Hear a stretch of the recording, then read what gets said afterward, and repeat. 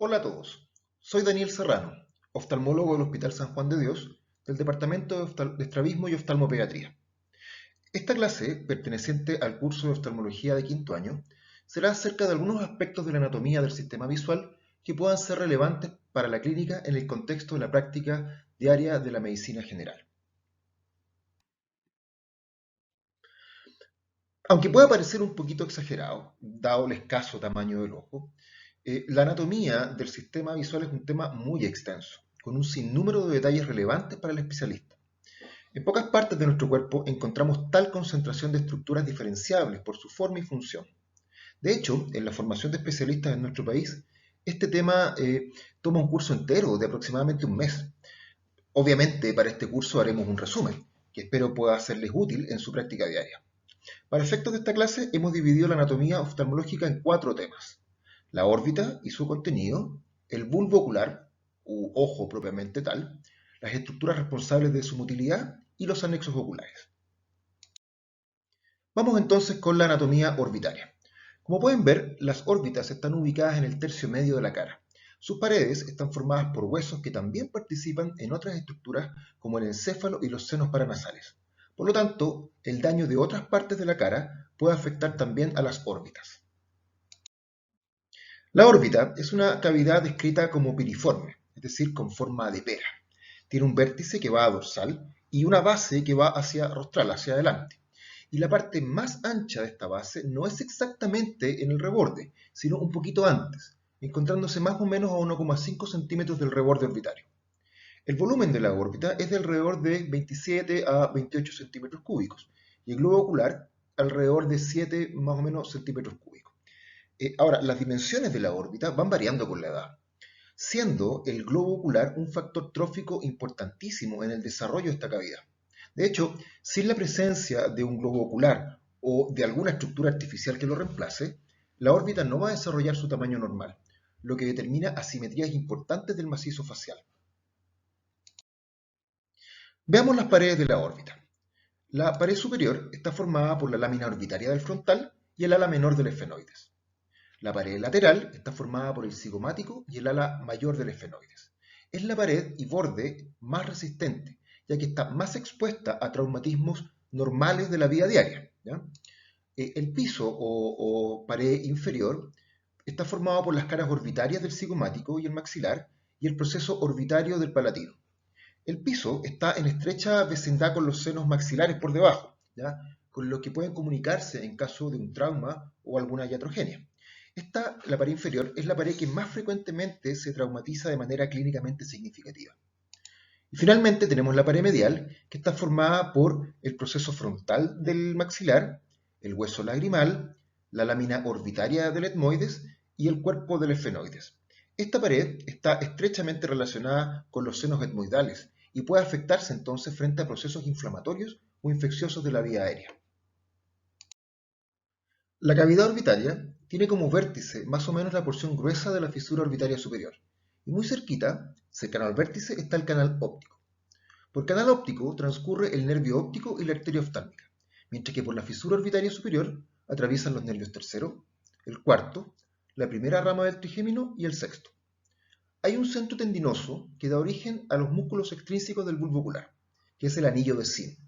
En este centro tendinoso van a quedar contenidos el canal óptico y la porción gruesa de la fisura orbitaria superior, y va a quedar por fuera del centro tendinoso la porción angosta de la fisura orbitaria.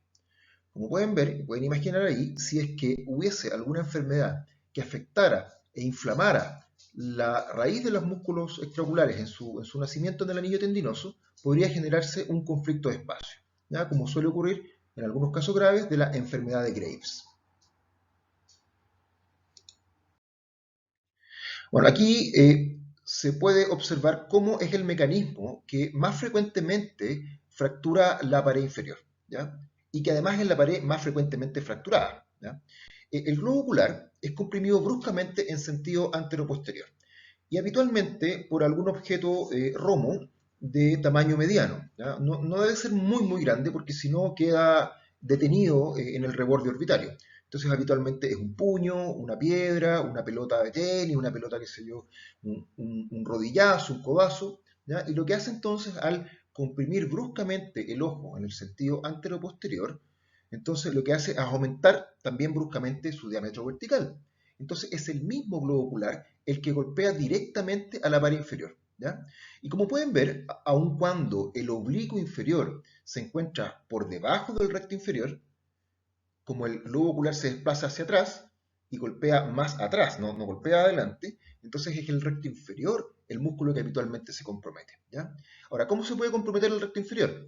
Puede ser dañado directamente por el rasgo de fractura, porque muchas veces este rasgo de fractura es filoso y puede seccionarlo parcial o totalmente, ¿ya? Pero la mayoría de las veces lo que ocurre es que se crea una suerte de puerta o trampa, ¿ya? En la fractura. Es un rasgo parcial que genera una suerte de tapita, ¿ya?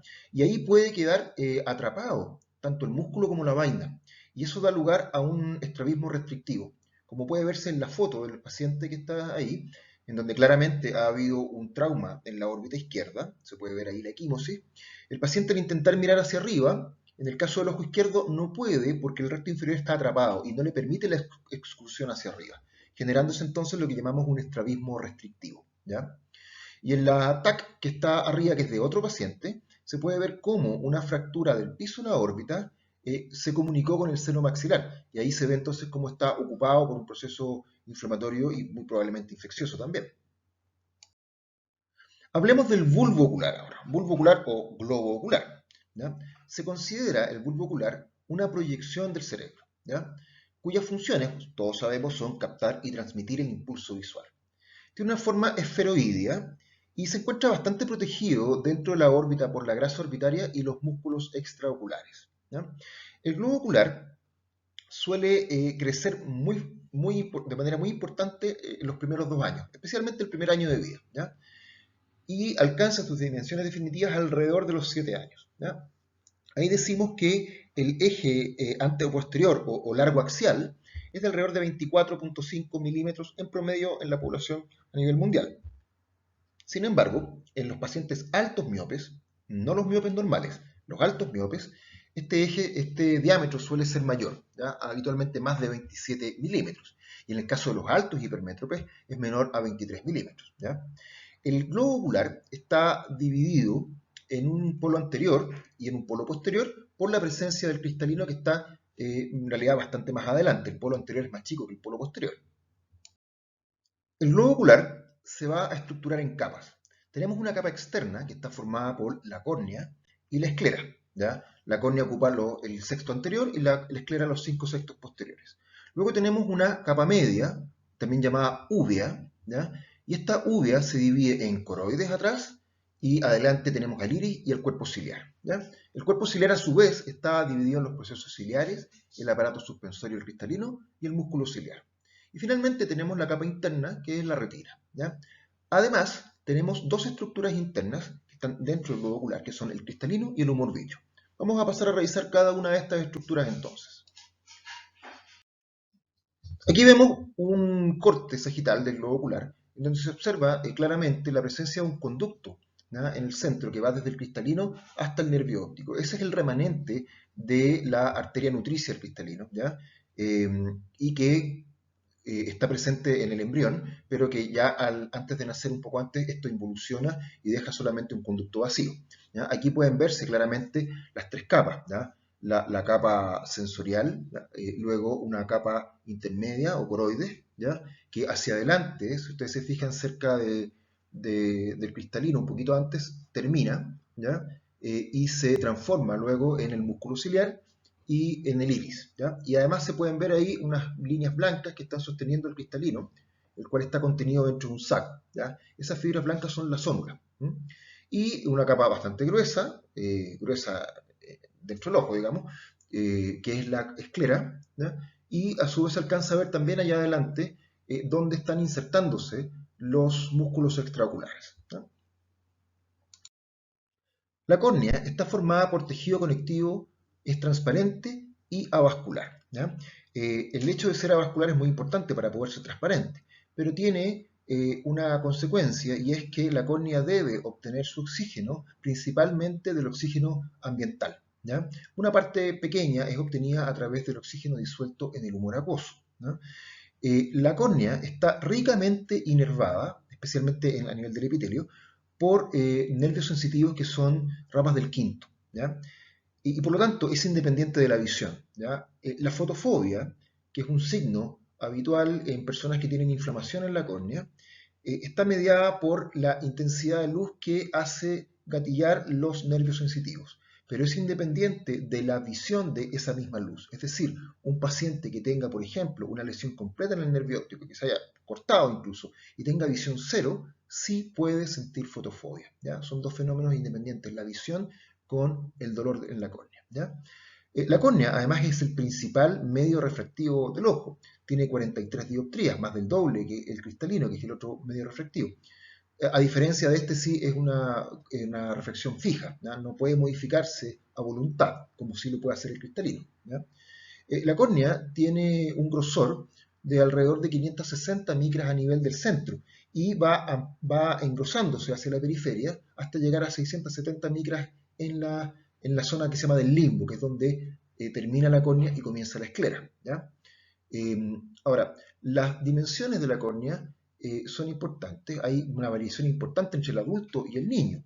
Hay un diámetro vertical, que es alrededor de 10 a 11 milímetros en el adulto y 9 milímetros en el recién nacido, pero el más importante es el diámetro horizontal, que es el que podemos fácilmente medir en forma clínica, ¿ya? Es de 11 a 12 milímetros en el adulto y de 9,5 milímetros en el recién nacido.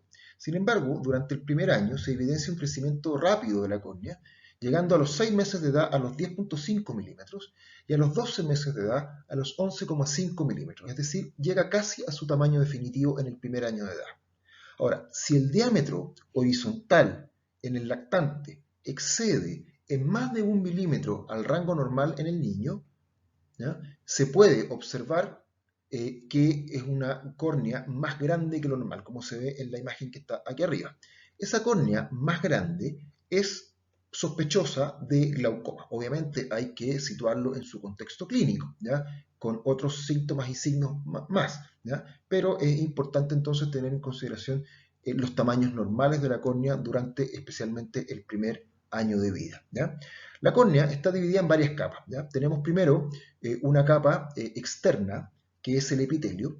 A nivel embriológico, esta capa es continuación de la piel, ¿ya? Se forman de las mismas capas, de las mismas láminas embriológicas, ¿ya? El epitelio, digamos, tiene una membrana basal, ¿ya? Que es la membrana basal del epitelio corneal. Luego tenemos una membrana bien delgada, que es la membrana de Bowman. Después viene el estroma, que es lo que da el principal grosor de la córnea. Después viene una membrana que fue descubierta hace poco, que es la membrana de Dua. Después viene el endotelio, y que tiene además, eso sí, una membrana basal del endotelio que se llama membrana de Descemet. Estas capas tienen diferentes funciones y van a ser analizadas en la clase de córnea. En el caso de la esclera, esta corresponde a los 5 septos posteriores del globo ocular y es el encargado de darle la forma al globo ocular, ¿ya? La esclera, al igual que la córnea, es avascular. Y en este caso, su nutrición no puede llegar del oxígeno, al menos el oxígeno no puede llegar del ambiente, y por lo tanto toda su nutrición llega por vecindad, ¿ya? Tanto en el espacio epiescleral por fuera, como principalmente por la uvea que viene por dentro, ¿ya? La esclera no está inervada, es decir, no hay dolor en la esclera, ¿ya? Y en ella, en el segmento anterior, está la inserción de los músculos rectos. Y en el segmento posterior, digamos, en la mitad de atrás, es la inserción de los músculos oblicuos, ¿ya? Que estos son finalmente los músculos que rotan el globo ocular, ¿ya? Entre los rectos y los oblicuos. A nivel del ecuador, ¿ya? Es atravesada por varios agujeros por donde pasan las venas vorticosas, ¿ya?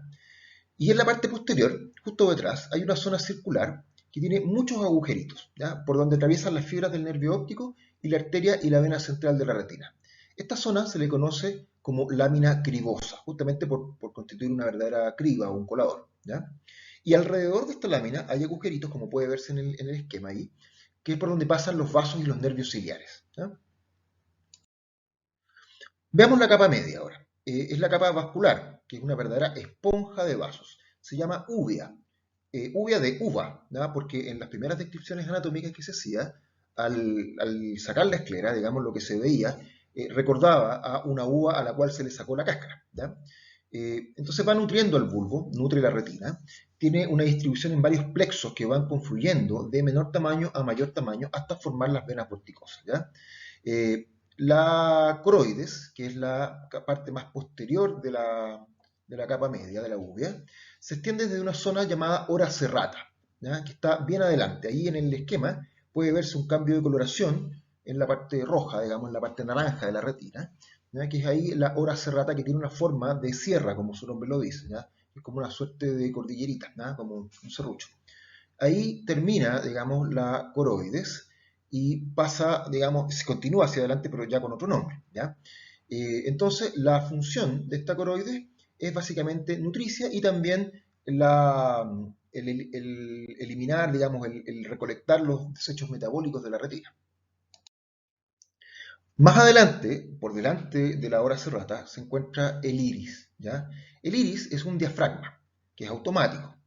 Posee una inervación vegetativa, no es una inervación que nosotros podamos controlar. Tiene una inervación simpática para las fibras radiadas. Las fibras radiadas se disponen, como su nombre lo indica, como desde la periferia hacia el centro, ¿ya? Y cuando se contraen entonces producen la dilatación de la pupila, es decir, la midiasis. Y a su vez por unas fibras también parasimpáticas, que son las fibras circulares, que son verdaderos esfínteres. Por lo tanto, cuando se contraen, se produce la miosis o contracción de la pupila, ¿ya? Por lo anterior, el iris finalmente nunca está en reposo y siempre mantiene un cierto tono muscular. Este tono muscular puede ser afectado por diferentes fármacos y también por algunas lesiones, ¿ya? Ahora, el iris es casi puro músculo. Por anterior, eso sí, tiene una capa pigmentaria que le da el color a los ojos, el color característico. Y por detrás está tapizado, por la cara posterior, por el epitelio pigmentario. El epitelio pigmentario va a ir a asomarse justo a la orilla, ¿ya? Del reborde pupilar y constituye lo que se llama la golilla pigmentaria, ¿ya? Este epitelio es la continuación del epitelio pigmentario de la retina, ¿ya? Ahora, el esfínter iridiano, es decir, toda la masa del iris, va a insertarse, va a anclarse a una zona de la esclera, una zona engrosada de la esclera hacia adentro, que es el espolón escleral, ¿ya? Ahí también se va a insertar el músculo ciliar. Si ustedes se fijan en la imagen, en el recuadro donde está este dibujo, se ve el iris. Donde llega el iris a la pared, también llega un músculo. Y en esa zona hay una parte blanca que es el espolón escleral. Hacia la cámara anterior, hacia adelante, eso es el ángulo iridocorneal, que es el ángulo que forma el iris con la córnea, ¿ya? Entonces, este espolón escleral es muy importante porque en él se anclan varias estructuras. Es como el borde de la piscina donde todo el mundo se cuelga, ¿ya? Para no caerse, ¿ya? Más o menos esa es la idea. Ahora, el cuerpo ciliar, ¿ya? Que es la otra parte de la capa media. El cuerpo ciliar a su vez está dividido, ¿ya? En procesos ciliares, músculo ciliar y aparato suspensorio, ¿ya?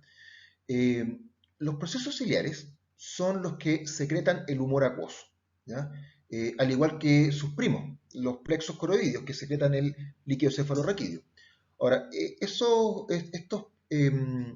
estos procesos ciliares van a secretar el humor acuoso, el cual va a ir desde lo que se llama la cámara posterior, que está por detrás del iris, van a llegar hasta la pupila y van a pasar a la cámara anterior, en donde van a ser a su vez absorbidos a nivel del ángulo iridocorneal. Ese proceso, ese mecanismo va a ser estudiado en la clase de glaucoma porque es muy importante en esa patología. Ahora, el músculo ciliar es un músculo que se inserta justo entre la raíz del iris y la ora serrata y está, digamos, anclado a el espolón escleral. Desde la cara interna del músculo, la que da hacia la cavidad vítrea, ¿ya? Nacen unas fibras que son el aparato suspensorio del iris, ¿ya? Que son las llamadas fibras sonulares o sonula de zinc, ¿ya? Estas fibras sonulares se van a disponer en forma radiada, al igual que los rayos de una bicicleta, ¿ya? Y van a terminar en un saquito, y en ese saco dentro está contenido el cristalino, ¿ya? Estas fibras mantienen siempre una cierta tensión sobre el cristalino, haciendo que se estire, ¿ya? Ahora, cuando el músculo ciliar se contrae, recordemos que parte desde el espolón hacia posterior, entonces cuando se contrae, se va a ir a acercar hacia el espolón, se va a anteriorizar, ¿ya?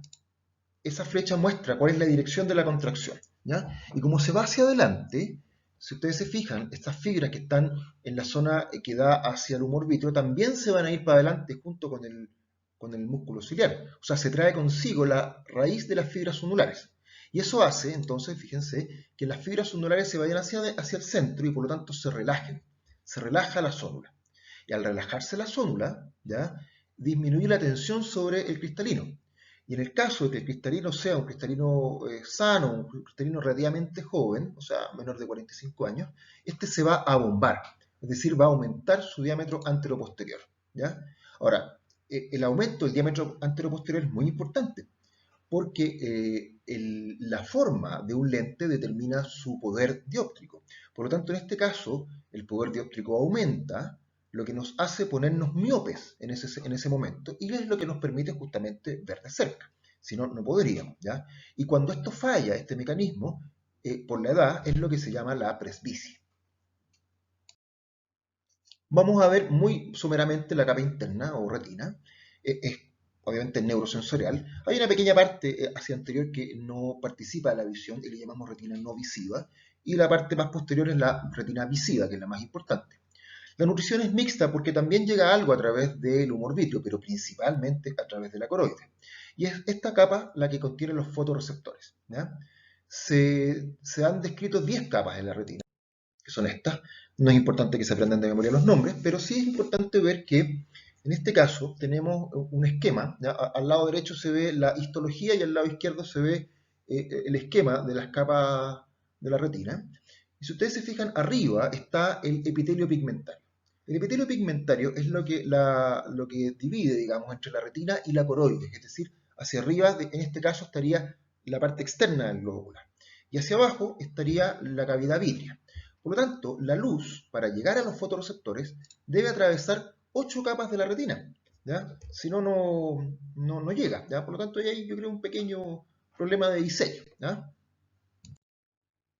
Bueno, aquí se ve un esquema que muestra una organización topográfica de las fibras de la retina. Si nosotros pudiéramos caminar dentro de la retina, eh, a nivel histológico veríamos que hay una división, una línea que va justo por el medio, ¿ya? Es el llamado rafe medio de la retina. Este rafe divide a las fibras que desde ahí hacia arriba toman un camino arqueado para llegar al nervio óptico y de ahí hacia abajo toman un camino arqueado por abajo para llegar al polo inferior del nervio óptico. Esta disposición es importante porque cuando hay ciertos daños a nivel del reborde en el nervio óptico, se van a dañar ciertos manojos de fibras y que por lo tanto van a tener una correspondencia en cierto daño específico en el campo visual, ¿no? Ahora, en el dibujo, en la foto de abajo, hay un esquema con dos círculos, uno más grande, que es el que está englobando lo que se llama la mácula. La mácula es la parte, digamos, central de la retina, que está contenida dentro de las arcadas vasculares temporales, ¿ya? Hacia el nervio óptico se encuentra nasal y la mácula hacia temporal. Y dentro de la mácula a todo esto significa mancha, ¿ya? Dentro de la mácula hay una zona que realmente es una mancha, que es la fovea, que es la zona más pequeña, que es la que tiene la mayor concentración de fotorreceptores. Ahí es donde se establece la fijación, es decir, con la fobia nosotros miramos el objeto que estamos identificando como el objeto que miramos, ¿ya? Porque ahí está la mayor agudeza visual también. Bueno, aquí hay algunas imágenes que muestran una foto a la izquierda arriba de una retina normal y debajo pueden ver ustedes una retina con un desprendimiento de retina, ¿ya? En esta imagen se ve una zona adelgazada que estaría flotando, ¿ya? Como es una imagen en dos dimensiones no puede apreciarse bien, pero si nosotros la estuviéramos mirando con un oftalmoscopio indirecto, este que se utiliza como un casco y una lupa, nosotros veríamos cómo ese segmento de la retina se proyecta hacia adelante, ¿ya? Veríamos el desprendimiento, ¿ya? En el esquema de arriba al medio se ve cómo más o menos se representa un desprendimiento de retina. En este caso, si ustedes se fijan, no está alcanzando a tocar la fobia. Por lo tanto, ese paciente lo que ve básicamente es un telón negro que está tapando probablemente la zona inferior de su campo visual y que eso es una verdadera urgencia porque desde el momento en que afecta la fobia la cosa tiene un mucho peor pronóstico. Y al lado derecho de eso se ve un esquema donde hay lo que se llama una vitrectomía, que es la cirugía que pretende arreglar algunos aspectos de la retina, ¿ya? Y debajo, como ustedes pueden ver ahí, hay una retina que tiene una zona pálida, ¿ya? Un verdadero canal, digamos, pálido, porque ahí y hay una pequeña hemorragia, porque ahí hay justamente un proceso, un infarto de una rama de la arteria de la retina, ¿ya? Por eso esa zona está infartada. Bueno, de las estructuras internas, vamos a hablar del cristalino primero. Este es un lente biconvexo, que es un lente natural, que tiene un poder de alrededor de 20 dioptrías. Si bien es cierto, es un poder menor que el de la córnea, la gracia del cristalino es que es un poder que puede cambiar. Nosotros tenemos una capacidad de aumentar el poder del cristalino que puede ser en personas jóvenes, en niños alrededor de 10, 15 dioptrías, en personas de 20, 25 años más o menos unas 6 dioptrías, 7 dioptrías, y ya como a los 40, 45 ya se van perdiendo ese poder de acomodación. ¿Ya? Es transparente, supuestamente, como su nombre lo dice, y es avascular. ¿Ya? Si ustedes se fijan en la foto que está ahí, que parece una luna llena, ese es un cristalino cataratoso que fue extraído por una técnica que se llama extracapsular, y como ustedes podrán imaginar, en ese cristalino no pasa la luz, digamos. Ese paciente probablemente tiene una visión cercana a cero. ¿Ya? Este cristalino, como dato freak, digamos, es un santuario inmunológico, como hay algunos también en otras partes del cuerpo. Es decir, este cristalino se cerró al reconocimiento de antígenos en forma muy precoz en el desarrollo embrionario, por lo tanto el organismo no lo reconoce como parte del organismo. Por lo tanto, si hay algún traumatismo y salen partes del cristalino al ojo, o quedan restos del cristalino después de una cirugía, ya sea en el humor acuoso o en el humor vítreo, esto produce una tremenda inflamación porque se le considera un cuerpo extraño. ¿Ya? Y por último, dentro de las estructuras internas tenemos el humor vítreo.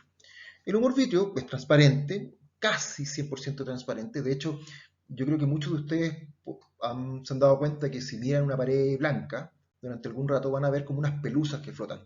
Y cuando uno trata de mirarlas, estas se arrancan. ¿Ya? Se van para donde uno mira. Justamente porque están flotando dentro del humor vítreo y se mueven junto con el ojo. ¿Ya? Estas son realmente unas acumulaciones, acúmulos de fibras, ¿ya? Que logran confluir y logran verse. ¿Ya? En general son benignas, se les llaman entopsis. ¿Ya? Hay algunos casos que van a ver en la clase de retina que ya no son tan benignas. ¿Ya?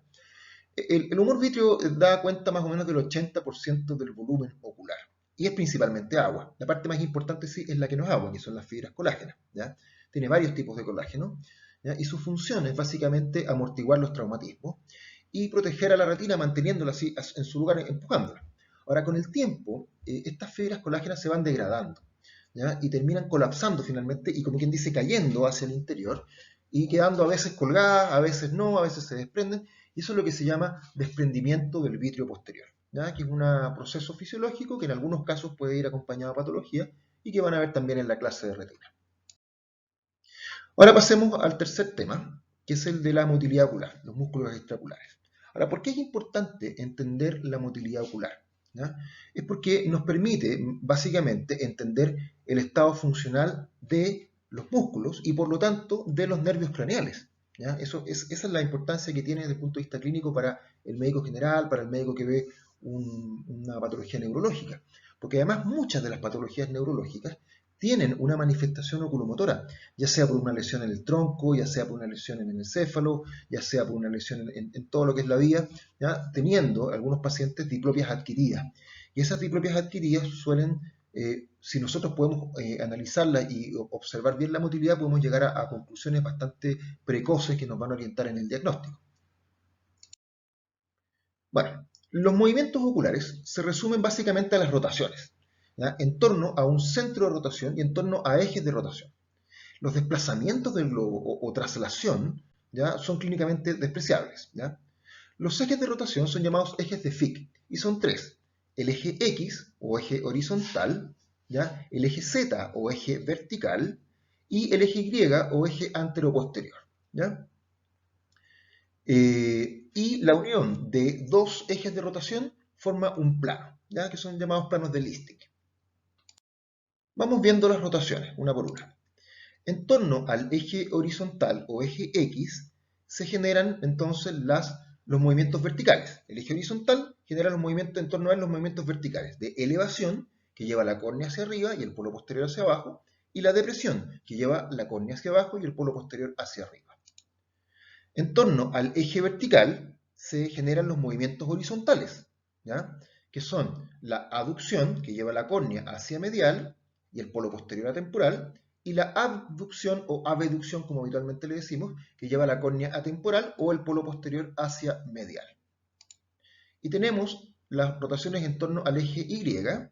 Que es el eje anteroposterior, que son las rotaciones que se dan en torno al plano coronal, ¿ya? Que es la intorsión, cuando va el meridiano de las 12, es decir, el de arriba, hacia nasal, y por lo tanto el meridiano de las 6 hacia temporal, y la extorsión, o también llamada exciclotorsión, ¿ya? Que lleva el meridiano de las 12 hacia temporal y el meridiano de las 6 hacia nasal. Veamos ahora, entonces, los músculos extraoculares, ¿ya? Son 6, hay 4 músculos rectos, el recto superior, recto inferior, nosotros le llamamos habitualmente recto lateral y recto medial. Y los oblicuos, que en oftalmología son llamados oblicuo superior y oblicuo inferior, ¿ya? 4 de estos, los músculos rectos, nacen en el anillo de Zinn, allá atrás en el vértice orbitario, ¿ya? Y los 4 músculos rectos, como parten desde atrás y van a insertarse hacia adelante, van a tirar el globo ocular hacia atrás. Mientras que los músculos oblicuos y la grasa orbitaria tiran del globo ocular hacia adelante, manteniendo entonces un equilibrio entre esas dos fuerzas. Veamos la inervación motora. El tercer nervio está dividido en una división superior y una división inferior. El recto medio, el oblicuo inferior y el recto inferior son inervados por la división inferior del tercer nervio. El recto superior y su siamés, que es el elevador del párpado superior, es inervado por la división superior del tercer nervio. El elevador del párpado superior, si bien es cierto, no participa directamente de la rotación del globo ocular, sí participa coordinadamente con los demás músculos, ya que permite elevar el párpado y bajar el párpado en algunos movimientos, ¿ya? El recto lateral, a su vez, está inervado por el sexto nervio o motor ocular externo, ¿ya? Y el oblicuo superior está inervado por el cuarto nervio o troclear o patético. Bueno, el globo no se encuentra justo por delante del origen de los músculos en el anillo de Zinn. Eso es muy importante saberlo, ¿ya? No está un anillo de Zinn y justo delante del globo ocular, sino que está desplazado hacia temporal, ¿ya? El globo ocular. Y esto obliga entonces a que los rectos modifiquen su trayectoria para alcanzar su inserción en la esclera, yendo entonces hacia anterolateral en vez de dirigirse hacia anterior. Bueno, y si además consideramos que cuando el ojo está mirando derecho al frente, que es lo que nosotros llamamos posición primaria de mirada o PPM, entonces el eje visual y los ejes musculares forman un ángulo de 23 grados. Como puede verse ahí en el esquema, ¿ya? Está el eje visual. El eje visual es una línea imaginaria que une el objeto que estamos mirando con la fobia, ¿ya? Entonces, cuando el paciente está mirando derecho al frente, se forma un ángulo con el eje muscular de los músculos rectos de 23 grados. ¿Por qué de 23 grados? Bueno, resulta que las órbitas a su vez también tienen una disposición en que las paredes mediales son paralelas y las paredes temporales, las paredes externas, divergen cada una, formando un ángulo de 90 grados. Por lo tanto, cada órbita forma un ángulo de 45 grados. Y la línea media de esa, la bisectriz, es más o menos 23 grados. Por lo tanto, los ejes de los músculos rectos van entonces en relación a la dirección de la órbita, ¿ya? El eje orbitario. Ahora, este ángulo que se forma es súper importante. ¿Por qué? Tiene implicancias profundas en la motilidad ocular, ya que la contracción de los músculos va a tener efectos de rotación en torno a los tres ejes, ¿ya? Ahora, la excepción a esta regla la constituyen los músculos rectos horizontales, el recto medio y el recto lateral, que solo van a provocar una rotación en torno a un solo eje cuando el ojo está en posición primaria de mirada. Vamos a analizar esto en detalle. Bueno, veamos un poquito antes los músculos oblicuos, ¿ya? El origen funcional de los oblicuos se encuentra por delante del centro de rotación del globo ocular. Si bien es cierto, el oblicuo superior nace ahí atrás en el vértice orbitario, este va hacia adelante y se refleja en la tróclea. Por lo tanto, el origen funcional sigue estando adelante. Lo mismo que el origen funcional del origen real del oblicuo inferior, que es en la fosa lagrimal. Estos entonces van a ir hacia posterolateral, ¿ya? A insertarse en la esclera casi en su totalidad por detrás del ecuador del globo ocular.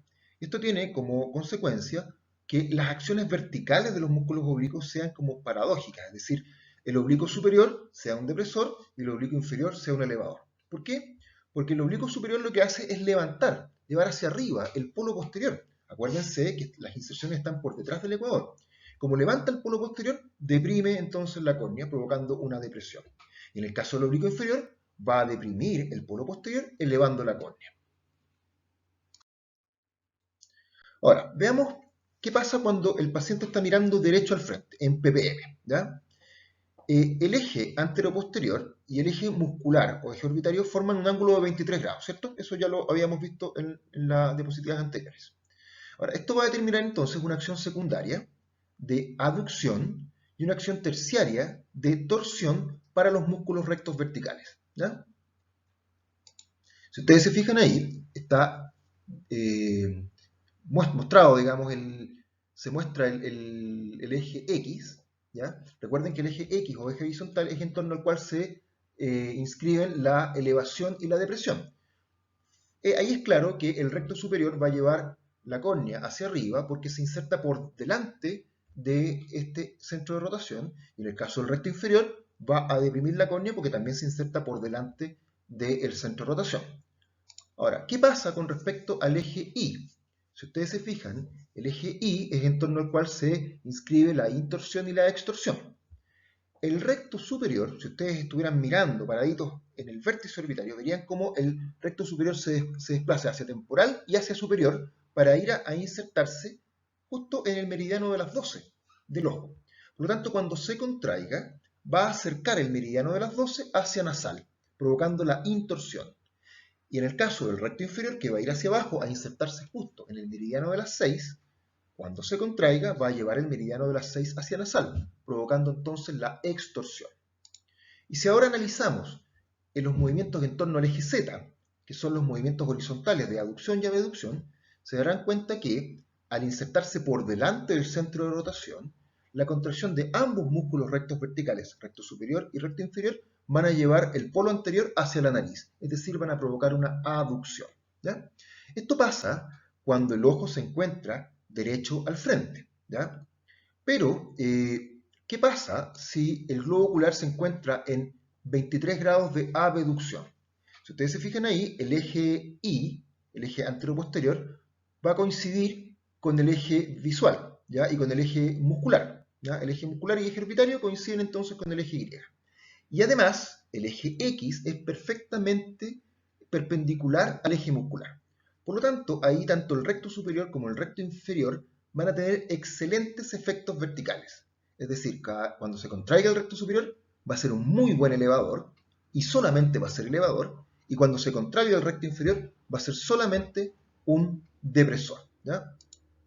Si ustedes se fijan, con respecto al eje Y, no va a haber ahí un efecto torsor, ¿ya? Ni del recto superior ni del recto inferior, como tampoco un efecto aductor en el caso de los movimientos en torno al eje Z. ¿Ya? Esto es importante, hacer la diferencia entre el efecto, la acción del músculo cuando está mirando al frente que cuando está en abducción, ¿ya? Porque nos va a determinar cómo vamos a explorar el estado funcional de los músculos rectos verticales, recto superior y recto inferior. Vamos ahora al caso de los oblicuos. ¿Ya? En esta imagen se simula un ojo en aducción de alrededor de 50 grados. Podemos ver que el eje muscular, el eje del músculo, en este caso el recto superior, porque se ve la tróclea, es casi perpendicular al eje horizontal o eje X. Esto va a optimizar mucho el efecto vertical, ¿ya? Es decir, el oblicuo inferior va a ser un muy buen elevador y el músculo oblicuo superior va a ser un muy buen depresor. ¿Ya? Se puede intuir de la forma en que está dispuesto ahí. ¿Ya? Bueno, al mismo tiempo, los ejes musculares son casi paralelos, ¿ya? Al eje Y. Eso va a disminuir considerablemente el efecto torsional. ¿Ya? Ahí no va a haber casi el efecto de intorsión del oblicuo superior y extorsión del oblicuo inferior. Recordemos que cuando el ojo está mirando derecho al frente, la principal acción de los oblicuos es torsora, pero esa acción desaparece acá. Y son principalmente elevador el oblicuo inferior y depresor el oblicuo superior. Tenemos que darnos cuenta también que en esta posición de aducción, el eje muscular de los músculos rectos verticales es casi paralelo, ¿ya? Al eje X. Si ustedes se fijan, se hace bastante paralelo. Por lo tanto, eso va a disminuir considerablemente el efecto elevador que tiene el recto superior y el efecto depresor que tiene el recto inferior, ¿ya? Siendo entonces los oblicuos los responsables casi exclusivos de los movimientos verticales cuando el ojo se encuentra en aducción, ¿ya? Por lo tanto, va a ser en aducción donde mejor vamos a poder evaluar el estado funcional de los músculos oblicuos, ¿ya? Ahora, fíjense qué pasa cuando el globo, perdón, está en abducción, ¿ya? Es lo mismo que veíamos en la diapositiva anterior. Cuando el globo ocular se encuentra en una abducción, ahí el músculo recto vertical, superior e inferior son excelentes motores verticales. Sin embargo, puede verse ahí que los oblicuos van a tener muy poco efecto vertical. Es decir, en abducción, los elevadores son los rectos superiores y los depresores son los rectos inferiores. Y en aducción, los elevadores son el oblicuo inferior y el depresor es el oblicuo superior. Ahora, vamos a hacer un resumen de las acciones musculares, ¿ya? De la acción del músculo. Los rectos horizontales son fáciles. El recto medio es aductor, cuando el ojo se encuentra en ppm, y el recto lateral es abductor en ppm. El recto superior ahora, cuando el ojo está mirando derecho al frente, va a tener tres acciones. Va a ser un elevador entonces, un intorsor o inciclotorsor, y va a ser aductor. Cuando el globo ocular se encuentre en 23 grados de abducción, el recto superior va a ser solamente elevador. Y cuando el globo ocular se encuentre en 50 grados de aducción, prácticamente no va a tener efecto elevador. Con respecto al recto inferior pasa algo parecido. En ppm, en posición primaria, es un depresor, un extorsor y un aductor. En 23 grados de abducción va a ser solamente depresor y muy buen depresor. Y en aducción, en una aducción fuerte, casi no va a ser un depresor. El oblicuo superior, a su vez, cuando esté mirando derecho al frente, va a tener las tres acciones: intorsión, depresión y abducción. Cuando el ojo esté en 50 grados de aducción, va a ser solamente depresor y muy buen depresor. Y cuando el ojo esté en 23 grados de abducción, prácticamente no va a tener efecto depresor. Y el oblicuo inferior, algo muy parecido, cuando el ojo esté mirando derecho al frente, va a ser un extorsor, un elevador y un abductor, ¿ya? Cuando el ojo esté en 50 grados de aducción, va a ser un muy buen elevador y solo va a ser elevador. Y cuando el ojo se encuentra en 23 grados de abducción, casi no va a ser elevador. Aquí tenemos un cuadro resumen donde se muestran las acciones principales o acción primaria, las acciones secundarias y la acción terciaria de cada músculo. Esto es válido entonces para cuando el ojo se encuentra mirando derecho al frente, ¿ya? Esas son las acciones de los músculos, ¿ya? Ahora, para acordarse hay una regla mnemotécnica que es muy buena, que es el RAD-SIN. Esto significa que los rectos aducen, ese es el RAD. Y por lo tanto, si los rectos aducen, entonces los oblicuos abducen, ¿ya? Y el SIN significa que los superiores intorsionan, ergo los inferiores extorsionan. Con estas dos palabras, RAD-SIN, nosotros cubrimos todos los músculos y todas las acciones, ¿ya? Ahora, si queremos estudiar el estado funcional de un músculo, tenemos que aislarlo. Porque en general, cuando los ojos se mueven, se van contrayendo y relajando los músculos de manera muy compleja. Entonces tenemos que ir a buscar una posición de la mirada donde el efecto de ese músculo sea el principal motor del ojo. No tenemos que confundir la acción de un músculo con el campo de acción o posición diagnóstica. La acción del músculo se refiere al efecto de la contracción muscular sobre la rotación del ojo cuando el ojo está en posición primaria de mirada. Mientras que el campo de acción o posición diagnóstica es la posición de la mirada en la que un músculo individual actúa como motor principal del ojo y permite entonces la evaluación funcional de ese músculo que queremos ver. Por lo tanto, recién ahora estamos en condiciones de entender ese clásico gráfico que nos muestra dónde pedirle al paciente que mire para evaluar la función de cada músculo y determinar si existen parálisis, paresias o hiperfunciones. Estas son las llamadas posiciones diagnósticas y no necesariamente coinciden con la acción de cada músculo, ya que recordemos que la acción de un músculo es el efecto de la contracción de éste sobre el ojo cuando el ojo se encuentra en posición primaria, mientras que el campo de acción o posición diagnóstica es el movimiento en que un determinado músculo actúa como motor principal del ojo.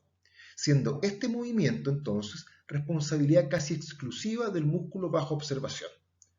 Para los rectos horizontales es sencillo, la posición diagnóstica coincide con la acción. Abducción para el recto lateral y aducción para el recto medio. Para evaluar los rectos verticales, le pediremos al paciente que abduzca hasta aproximadamente 23 grados y entonces le pediremos al paciente que eleve para evaluar el recto superior o que deprima para evaluar al recto inferior. Recordemos que en abducción los músculos oblicuos prácticamente no participan del movimiento vertical. Por lo tanto, esos dos movimientos son exclusivamente llevados a cabo por los rectos verticales. Ahora, si queremos evaluar el estado funcional del oblicuo, le pediremos al paciente que haga una aducción de aproximadamente 50 grados. Y desde ahí le pediremos que eleve si queremos evaluar el oblicuo inferior o le pediremos que deprima si queremos evaluar al oblicuo superior. Recordemos que en aducción los músculos rectos verticales no son buenos elevadores ni depresores. Por lo tanto, esa elevación va a ser exclusivamente o casi exclusivamente acción del oblicuo inferior y esa depresión va a ser llevada a cabo casi exclusivamente por el oblicuo superior. Ahora, por ejemplo, si por error confundiéramos la posición diagnóstica con la acción, en el caso del oblicuo superior, cosa bastante frecuente entre los estudiantes, y le pidiéramos al paciente que deprima y abduzca, que es la acción del músculo oblicuo superior, que es lo que nos enseñaron en la clase y uno se acordaba que el oblicuo superior deprime y abduce, ese movimiento será llevado a cabo por la contracción sucesiva del recto inferior primero y después el recto lateral. En ese movimiento entonces no participa el oblicuo superior, ¿ya? Ahora, recordemos que estos movimientos son coordinados entre un ojo y otro y por lo tanto existe un cuadro en donde se muestran ambos ojos. Y por lo tanto, en cada posición de la mirada vamos a estar evaluando un músculo recto y un músculo oblicuo. Si miramos arriba a la derecha, ¿ya? Que es el caso en el cuadro que se ve arriba a la izquierda, el ojo que está en elevación y abducción, estamos evaluando el recto superior. Y el ojo que está en elevación y aducción, estamos evaluando el oblicuo inferior. Lo mismo pasa abajo. Si el paciente está mirando a la derecha abajo, el ojo derecho que va a estar en depresión y abducción, vamos a estar evaluando ahí el recto inferior. Y el ojo izquierdo que está en depresión y aducción, vamos a estar viendo ahí la función del oblicuo superior. Pasemos ahora a los anexos oculares. Hablemos del septum. El septum orbitario es un engrosamiento aponeurótico que parte desde el reborde orbitario. Constituye en realidad un reflejo del periósteo orbital y permite establecer una frontera entre lo que se considera intraorbitario y extraorbitario, lo que es particularmente relevante en procesos infecciosos subcutáneos como el caso de la celulitis, que la vamos a dividir entre celulitis orbitaria y celulitis preseptal según si traspasan el septum o no.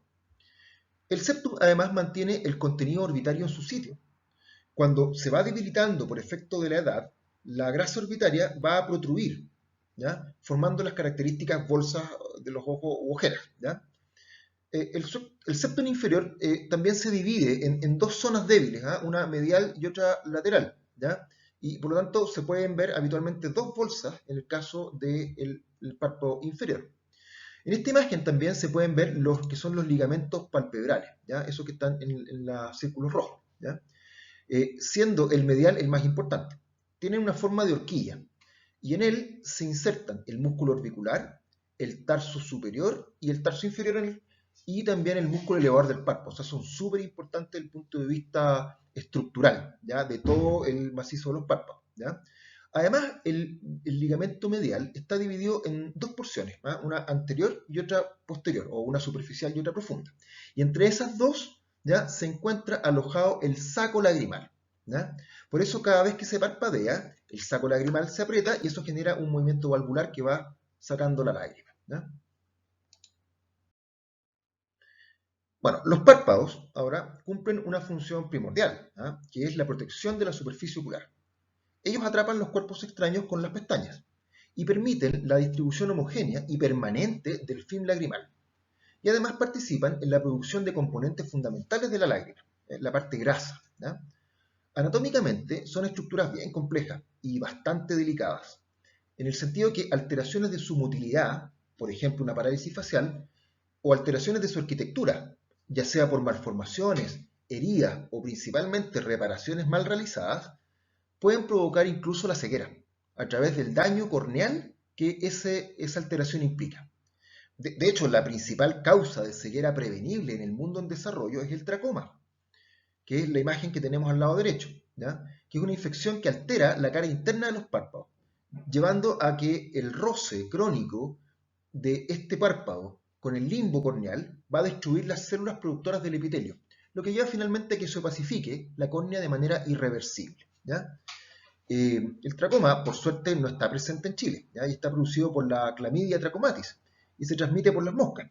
Es súper fácil el tratamiento, un par de gotitas y se acabó el problema. Sin embargo, en muchas partes del mundo las moscas son muy frecuentes, especialmente en el África subsahariana, y ahí es la principal causa de ceguera no de ceguera reversible, digamos, de ceguera prevenible, ¿ya?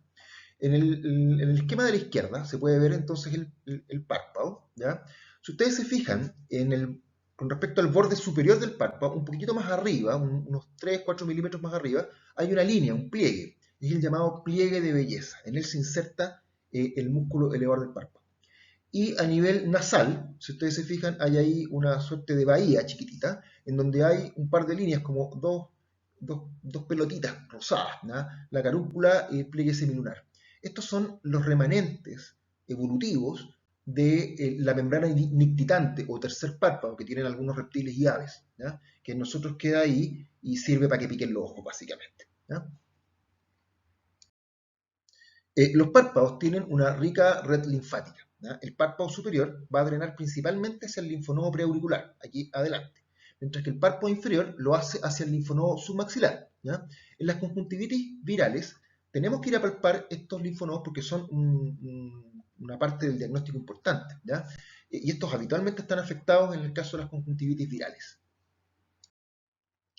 Los párpados se componen desde anterior a posterior de varias capas, ¿ya? Primero tenemos la capa cutánea, que es una piel muy delgada, un poquito laxa, y habitualmente en los jóvenes lisa, con muy pocos anexos, ¿ya?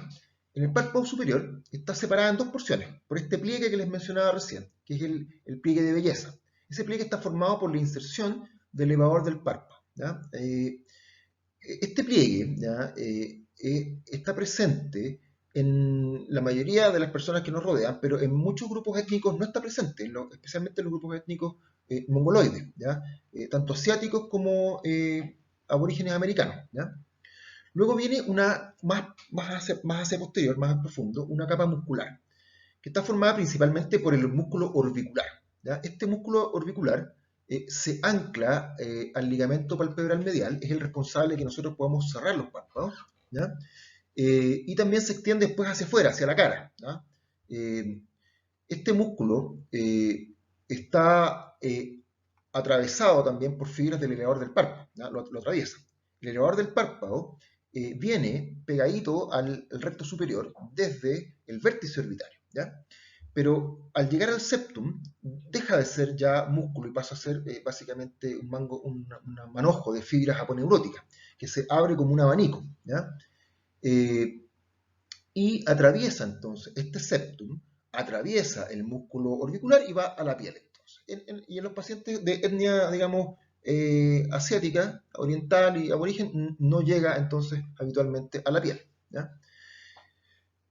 Ahora, también tenemos otro músculo que participa en la elevación del párpado, que es el músculo de Miller, ¿ya? Este es músculo liso, ¿ah?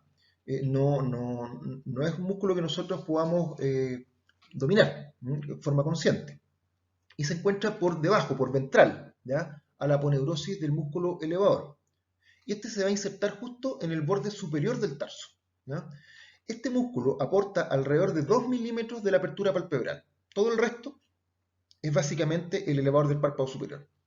Y a veces también utilizamos un poquito el músculo frontal, ¿ya? Como está inervado por el simpático, este es justamente el responsable de esa tosis, ¿ya? Leve que se ve en el síndrome de Horner, ¿ya? Después viene más atrás una capa fibrosa, ¿ya? Que está constituida por los tarsos, que son realmente el esqueleto del párpado. Y un poquito más hacia arriba, en el caso del párpado superior, y hacia abajo, en el caso del párpado inferior, el septo. Y más atrás finalmente viene la capa mucosa, que está constituida por la conjuntiva. ¿ya? Que cuando estamos hablando de la conjuntiva que recubre el párpado, está firmemente adherida, ¿ya? Esa se llama conjuntiva tarsal, ¿ya? En contraposición a la conjuntiva vulvar, que es la que recubre el globo ocular. Ahora, los tarsos son los que contienen las glándulas de Meibomius, que drenan por delante de la unión entre la piel y la conjuntiva. En el borde del párpado hay una pequeña línea, ¿ya? Una línea gris, en donde se termina la piel y parte la conjuntiva. Y un poquito por delante están unos agujeritos en línea, que es por donde drenan estas glándulas de Meibomius. Ellas son las productoras de la mayor parte del componente lipídico del film lagrimal. Esta es probablemente la parte más importante de la lágrima. ¿Por qué? Porque permite aumentar la tensión superficial de la lágrima. Y sin ese componente, la lágrima no sería capaz de cubrir una superficie esférica, como una córnea. La córnea no es lisa, por lo tanto es muy difícil que una capa líquida de agua la cubra, ¿ya? Pero sí es posible gracias al componente lipídico que aumenta la tensión superficial y permite que se mantenga ahí la lágrima hasta el siguiente parpadeo que vuelve a recubrirla, ¿ya? Ahora, en ocasiones el conducto de la lágrima de Meibomius se obstruye por una secreción más espesa que lo habitual, ¿ya? Eso es muy frecuente en personas con rosácea y da entonces lugar a lo que llamamos como chalación, que es esa imagen que se ve abajo, ¿ya? Que es un quiste de grasa bastante notorio, bastante dramático en su aspecto, pero que es bastante benigno, ¿ya? Y que en mi opinión y en la opinión de muchos colegas es una enfermedad que siempre se mejora sola, ¿ya? En la imagen superior, ahí en el caso de la imagen superior izquierda, podemos ver el caso de una paciente con un síndrome de Horner izquierdo, ¿ya? En la pupila chica es el Horner, ¿ya? La pupila derecha, que es la pupila que se ve grande, es la pupila normal, ¿ya? Y si ustedes se fijan, hay una pequeña ptosis, ¿ya? De alrededor de 2 milímetros. Sin embargo, esa paciente sigue teniendo el pliegue de belleza. ¿Por qué? Porque su músculo elevador del párpado superior está indemne, ¿ya? En el caso de la foto de la derecha, ¿ya? Se ve en este niño, se ve una ptosis congénita, ¿ya? Y ahí sí hay una hipoplasia del músculo elevador del párpado. Y eso se evidencia por la falta del pliegue de belleza en ese paciente. Y además es una ptosis mucho mayor, ¿ya? Porque el elevador del párpado, recordemos que es el que contribuye con la mayor parte de la elevación del párpado, ¿ya? Entonces ahí podemos ver la diferencia entre una ptosis por daño en el músculo de Miller y una ptosis por alteración del elevador del párpado. Estas fotos las traje a colación para que veamos algunos casos de pacientes que no tienen esta línea de belleza, ¿ya? Hay 4 etnias distintas aquí. Arriba a la izquierda es la etnia Khoisan, que está en el sur de África, en el Kalahari, que es una de las tribus que se consideran más primitivas en el mundo. Si ustedes se fijan, no tienen línea de belleza. Al igual que el niño del medio arriba, que es de la etnia Sami, o los antiguamente conocidos como lapones, que viven en el círculo ártico, ¿ya? Entre Suecia, Finlandia y Rusia. El de la derecha arriba es aborigen americano, ¿ya? Y si se fijan también tampoco tiene el pliegue de belleza. Y el de abajo es asiático oriental. Si ustedes se fijan, ahora, si vamos a hacer un análisis de en qué se diferencia el párpado y los ojos, ¿ya? De los asiáticos con los ojos de los occidentales, no es producto de una disminución de la hendidura palpebral. No es que los chinos, digamos, tengan los ojos más chicos, no, sino que ellos no tienen el pliegue de belleza y además tienen un pliegue de piel que va a tapar parcial o totalmente la carúncula y el pliegue semilunar. Si ustedes se fijan en el paciente de abajo, da la impresión de que el tabique nasal fuera más ancho, porque está tapado por este pliegue de piel, ¿ya? De hecho, en algunos pacientes niños, eso se confunde con un estrabismo incluso, ¿ya? Entonces, la ausencia del pliegue de belleza y la presencia del pliegue, el epicanto que se llama, que es el que tapa el pliegue semilunar, es lo que constituye entonces un ojo oriental, en el sentido estético del concepto, ¿ya? Y esto en algunos casos ustedes saben que se realizan algunas cirugías para cambiar esta situación.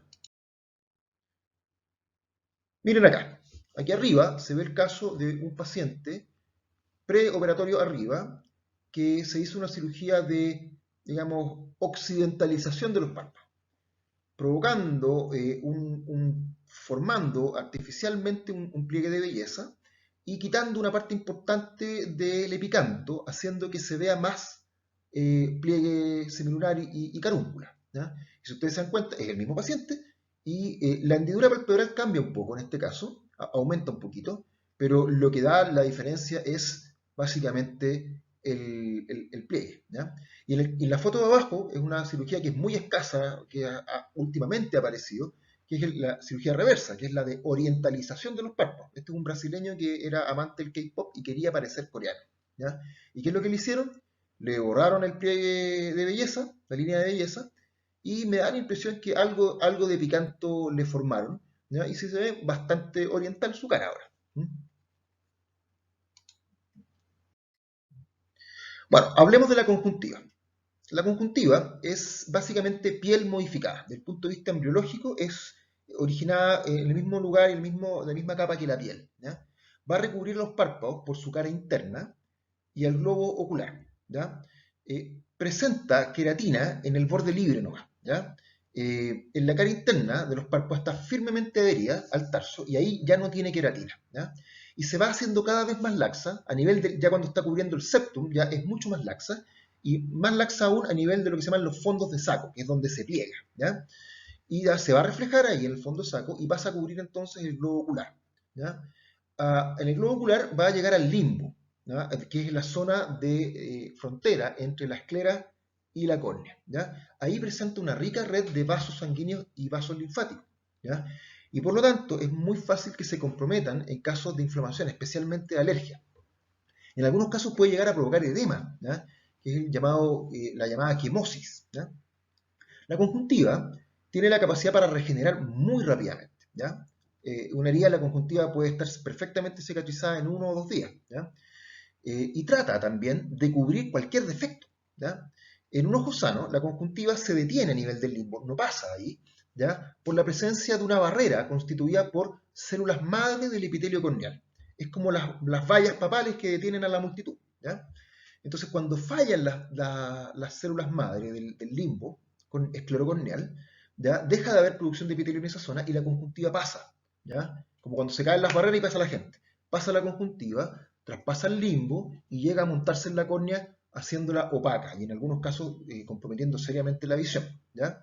También hay casos en los que hay un daño completo de las células del limbo, producto, por ejemplo, de una causticación por soda cáustica, ¿ya? O por algún ácido, qué sé yo, o una quemadura, y lo que ocurre después es que la conjuntiva cubre totalmente la córnea, ¿ya? Ahora, la conjuntiva en varios aspectos se parece a la mucosa oral, no solo porque repara muy rápidamente las heridas, sino que también porque secreta lágrimas de manera difusa, al igual que la boca, digamos, la mucosa oral puede secretar saliva, ¿ya? Y las glándulas lagrimales son análogas a las lágrimas salivales, pudiendo ambas ser atacadas, por ejemplo, por el síndrome de Sjögren, ¿ya? O sea, se parecen mucho y tienen un origen común. Aquí puede verse la maniobra de eversión del párpado, ¿ya? En donde nosotros tomamos desde las pestañas. Cuando el paciente no tiene pestañas es muy difícil hacer esa maniobra. Habitualmente se le pide al paciente que mire hacia abajo, ¿ya? ¿Por qué que mire hacia abajo? Porque si mira hacia abajo se relaja el recto superior y al relajarse el recto superior también se relaja el elevador del párpado superior. Si el paciente está mirando hacia arriba, el párpado se está levantando también y por lo tanto es imposible hacer la versión del párpado. Entonces el paciente mira hacia abajo, como les decía, el elevador del párpado funciona en conjunto con el recto superior, se relaja, el párpado va hacia abajo, nos permite traccionarlo un poco y colocar algún tipo de objeto que permita colocarse justo a nivel por arriba del tarso y se da vuelta el párpado. Y lo que se ve ahí es la conjuntiva que está adherida al tarso, ¿ya? Esa forma como de media luna es el tarso, ¿ya? Ahí nosotros podemos evaluar la presencia, por ejemplo, de cuerpos extraños que se ubican habitualmente en esa zona, ¿ya? En la imagen que está arriba a la derecha puede verse lo que es una hemorragia subconjuntival. Si bien es cierto, es un ojo muy rojo, no es estrictamente hablando un ojo rojo, ¿ya? Es muy dramática la imagen, los pacientes se asustan mucho, pero si ustedes se dan cuenta, la conjuntiva llega y se detiene, ¿ya? En el limbo esclerocorneal. Por lo tanto, ustedes pueden ver que hay un intervalo lúcido, una zona blanca como de 1 milímetro más o menos, en donde se detiene la sangre antes de llegar a la córnea, ¿ya? Y eso es el signo clásico de una hemorragia subconjuntival. Y en la foto de abajo se ve el caso de la pérdida focalizada de las células madre del limbo esclerocorneal, ¿ya? Las células madre del epitelio, que es provocada por la concentración de rayos ultravioleta habitualmente en esa zona, que da paso a la conjuntiva entonces, y es lo que llamamos el pterígeno, ¿ya? Y es un defecto localizado y por lo tanto es la conjuntiva la que intenta entonces traspasar y en ese caso puede hacerlo. Muy cortito vamos a ver el aparato lagrimal, porque también esto se va a ver un poco en la clase de párpado y órbita, ¿ya? El aparato lagrimal está formado por una glándula lagrimal principal que está en el cuadrante superotemporal. Ahí se produce la lágrima, ¿ya? Principalmente porque, como les decía, también hay producción difusa de lágrimas en la conjuntiva. Esta va a ir entonces cubriendo el ojo hasta llegar a la zona del canto nasal. En el canto nasal se encuentran los agujeros, ¿ya? Lagrimales por donde drena, ¿ya? Un conducto superior, un conducto inferior y se unen habitualmente en un conducto común que va a ir hasta dentro del saco lagrimal. Si ustedes se acuerdan lo que les dije al principio, el ligamento palpebral del medial es un ligamento que está dividido en dos y ahí al medio está el saco. Este saco tiene algunos velos adentro que funcionan como válvulas, ¿ya? Por lo tanto, cada vez que uno parpadea, se aprieta el saco lagrimal y se vacía hacia abajo. Y va a drenar entonces hacia la nariz, ¿ya? En ocasiones, ¿ya? Pueden haber obstrucciones de la vía lagrimal, que van a estudiarse en la clase específicamente de oculoplástica, ¿ya? Este aparato lagrimal puede ser atacado por algunas enfermedades autoinmunes, como el caso, por ejemplo, del síndrome de Siegel, ¿ya? Y también sufrir el efecto de algunos antihistamínicos, también disminuyendo la producción de la lágrima. Ahora, la lágrima, muy en detalle, vamos a ver, antiguamente se decía tres capas, hoy día hablamos de dos, una capa mucoacuosa, ¿ya? Que es la capa más cercana hacia la córnea, que es la más grande, la más extensa, ¿ya? Y una capa lipídica en la superficie que está flotando, ¿ya? Esa capa lipídica es súper importante porque, como les decía, es la que permite que la lágrima se mantenga en su lugar hasta el siguiente parpadeo, ¿ya? Y cada parpadeo entonces vuelve a distribuir la lágrima. Cuando falla la producción de ese aceite, de esa grasa, por parte de los párpados, disminuye la calidad de la lágrima, teniendo un ojo seco, ¿ya? De tipo evaporativo, que es muy distinto al ojo seco que se produce por poca producción de lágrimas, ¿ya? Bueno, eso entonces, chiquillos, sería nuestra clase de anatomía. Espero que les haya servido, ¿ya? Y nos veremos en las siguientes clases más adelante. Hasta luego.